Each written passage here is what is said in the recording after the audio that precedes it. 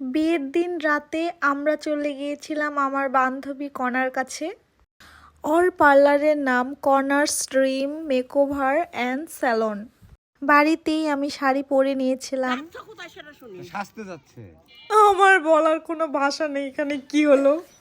যাই হোক, কণার কাছে এত ভিড় ছিল, এর মাঝে আমি হাফ সেজেছি আর বাকিটা পরে কমপ্লিট করে দিল। হেয়ার কণা করছিল।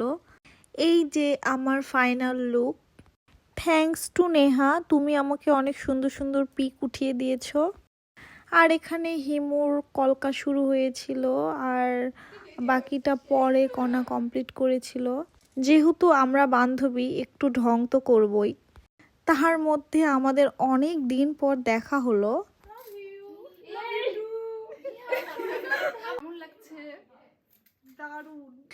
এরপর হিমুর মেকআপ ডান, এখন হেয়ার কমপ্লিট করছিল ওরা।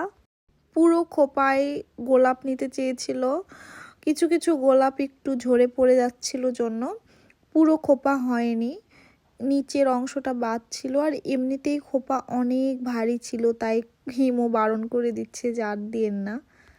সেদিন কণার 4-5টার বেশি ক্লায়েন্ট ছিল, যার জন্য এই অবস্থা।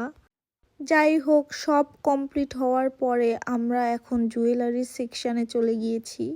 বাড়ি থেকে সবাই অনেক ফোন দিচ্ছিল, যার জন্য আমিও লেগে পড়েছি জুয়েলারি ঠিক করতে। সময় হয়ে আসছিল যাওয়ার, আর হিমু খুব টেনশন করছিল বাড়ি থেকে, তার মধ্যে ফোন আসছিল, ও তো আরও টেনশানে শেষ। তাই আমরা সবাই মিলে লেগে পড়েছি।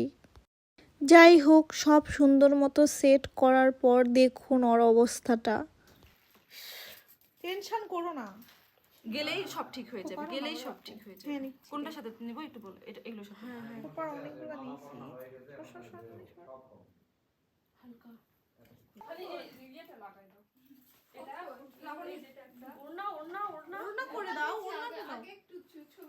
এই যে ওর ফাইনাল লুক, কত মিষ্টি লাগছে তাই না?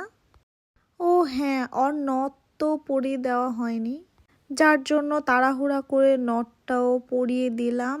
আর আমাদেরকে নিতেও চলে এসেছে, তাই আমরা তাড়াহুড়া করে একটু ফটোশ্যুট করছিলাম। এর আগে যে ফটোগুলা নিয়েছে সেগুলা ওড়না ছাড়া ছিল, খোপা হাইলাইট করার জন্য।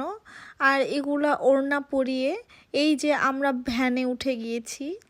ভ্যান নিয়ে সোজা বিয়ে বাড়ি। বাড়ি যাবে না আগে না কোথায়